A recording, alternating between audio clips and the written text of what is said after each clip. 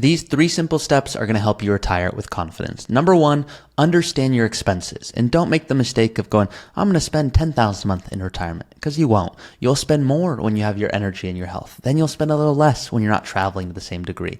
Then you might spend more when there's medical expenses or charitable giving that you want to have happen because you realize you have more assets than you initially thought. So it's not a linear thing. Number 2 is going, hey, what the heck are you really going to do in retirement? And I'll allude to that in more detail in the video. And then finally, number 3, which to me is the important one. They're all important, of course, but hey, financially, how much could your portfolio actually support? And too many people are on track for a great retirement, and then at 80, they go, hey, I don't really know if I needed $10 million. Maybe I should have retired earlier. And on the flip side, there are people that go, hey, I've got plenty of money, but at the same time, I really would love to spend more. If that means I got to work another year or 6 months or one more bonus, I'm happy to do it. I just don't know what my plan dictates. So I'll show you how we navigate all 3 of these today. If you don't already know, my name is Taublieb. I'm a certified financial planner. I'm the host of the Early Retirement Podcast, and I'm the vice president at Root Financial Partners. This video, and I'm laughing for a reason, was prompted by a comment. Now, some of you guys comment very funny things, some very kind things, some very less than kind things, okay? So this is a comment that prompted this video. So I put out a video saying, can I retire at 60 with $1 million in my 401k? And here's the comment from Mike FYTEN7761. You can retire anytime you want. To be fair, ask yourself these 3 questions. Number 1, when am I going to die? Number 2, how am I going to die? And number 3, if I don't know how or when, how can I possibly know how much money I need to retire in the manner in which I want to retire?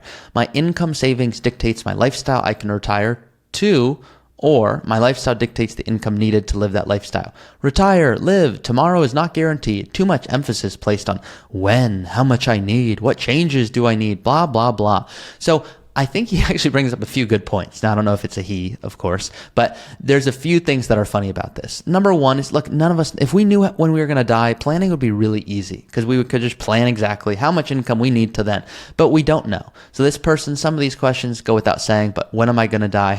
I don't know how am I going to die? I don't know. I probably wouldn't put that number 2. I don't know if I put that in my top 100 questions, and I don't really know.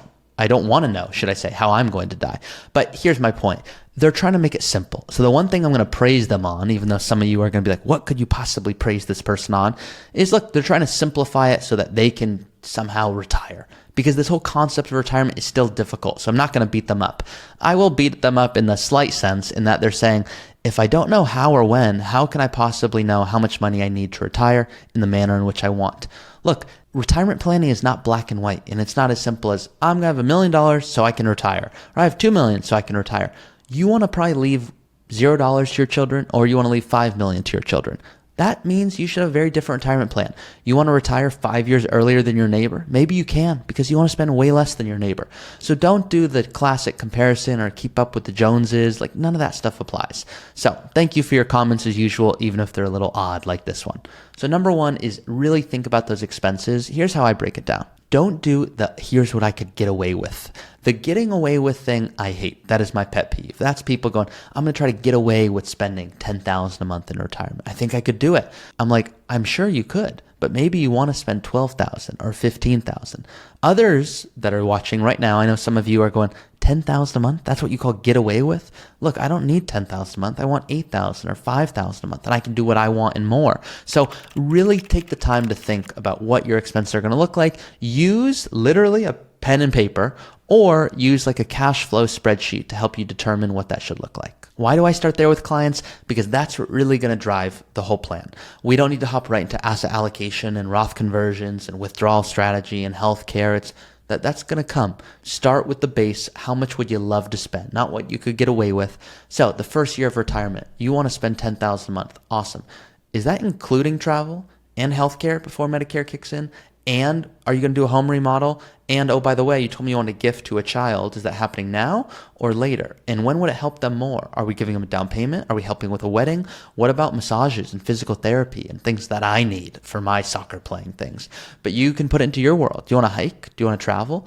yeah, you're going to need more body work done so that your body can do these things. Because if you have $5 million in your IRA, but you can't actually move, then it's not worth that much. So really take the time to think about it. In the description, if you want to see what I use with clients, you can check it out right here. This is a retirement cash flow planner. So you put in your fixed monthly expenses, the non-monthly expenses, the non-fixed monthly expenses, and your discretionary expenses.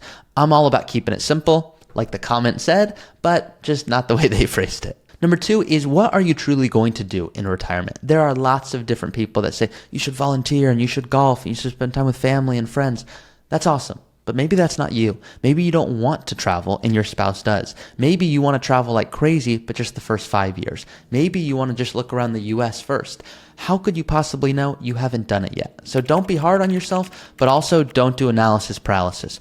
Oh my God, I don't know how much longer I'm going to work and need to work, and I don't know what I'm going to do when I retire, and I haven't seen my spouse in 30 years because I've been working. Maybe they don't like me anymore. I'm just going to keep working. Don't do that. You're cheating yourself. So let me be the transparent person that comes to you and says, look, really ask yourself, what are you looking for? Now, I know that sounds weird. I know I look young. I get it. I care about your retirement, not maybe more than you, because you are you and it is you. So as much as I say that, you know you're the person that cares the most. Excuse me. I just got so excited right there. But the real truth is, I don't want anyone working longer than they need to. And too many people go, I'm going to work one more year, one more bonus, 2 more years. Once I have 2 million, 3 million, then I'm done.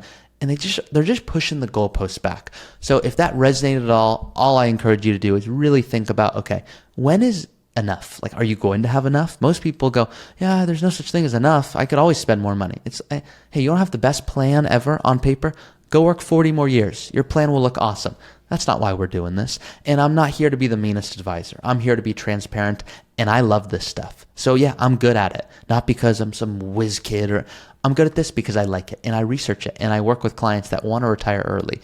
And I believe the concepts I discuss are helping people retire early because they tell me. So with that being said, number 2 is really think about what are you going to do, and know it's going to change, and it's allowed to change. So don't think it has to be perfect, but don't just jot down golf.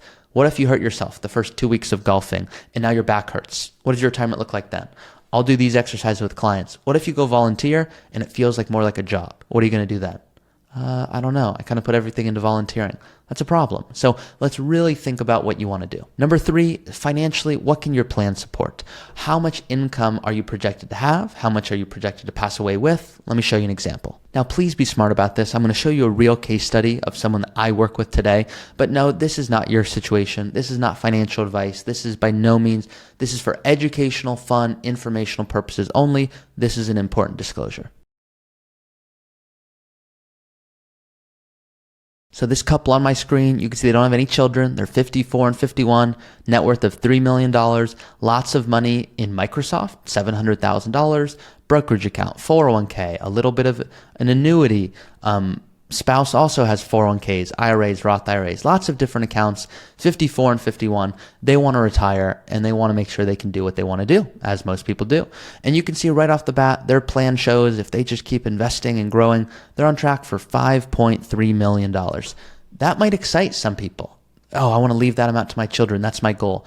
Other people like this, they don't have children. So yeah, maybe they want a niece or nephew to inherit something, but that's too much. So they get to ask themselves, okay, great.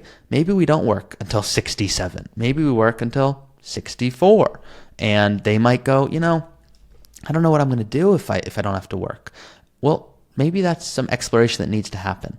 And this is, to me, an important aspect of planning that people overlook because it's difficult. And it's easier, and I'm telling the truth because you can feel it in your bones right now. It's easier to keep working. Change is difficult. When I'm asking clients to spend more or spend less, that is not easy. When this couple first came to me, they said they want to spend about $7,000 a month. And they said they could get by on $5,000. I'm like, oh, I'm sure you could. I get that. I don't want you to get by. So I'm going to ask you to spend $12,000 a month. And they're like, $12,000? That's like almost double what we were projecting at the beginning. I'm like, yeah, it was. And $12,000 a month, that's not sustainable forever. That's if you want to just really get to the very bottom. You can see at 93, you'd have $52,000. So they go, oh, good. So we don't have to spend $12,000. I said, you don't have to spend anything, but I want to make sure you enjoy your retirement. So $10,000 a month versus $7,000, that's an additional $36,000 a year. And you can see you're still on track for millions of dollars at the end. That's including some heavy long-term care planning and lots of things here. So I want you to be able to play around with these scenarios and ask yourself, okay, great. What if you did retire earlier? What if you did decide to help out a niece with a wedding? What if you wanted to leave a legacy to a few different children? What if you wanted to work part-time? What if you wanted to XYZ? So this is what real planning looks like. Ask yourself, what are you on track for financially? Are you on track to do that? So start with the expenses, then go to, okay, what am I really going to do? From there, go, okay, what would my plan support? From there, that's when you can start diving deep and go, got it. So my plan could support this. I now need to look into healthcare more. I now need to look into whether I need to do those Roth conversions or tax strategies you talk about. I now need to think about, wait a second, if I retire early, everything's in my portfolio. I don't have Social Security yet. Maybe I should spend less at that time. Okay, Social Security turns on, then I'm going to spend more. But wait, when Social Security gets turned on, that's when I'm not going to have maybe the same health I do today. So how do I even think through that? These are the things to start thinking through. So I'd encourage you, once again, you can see the links in the description below for everything that I talk about today and throughout these videos. Hopefully this is helpful. See you guys next time.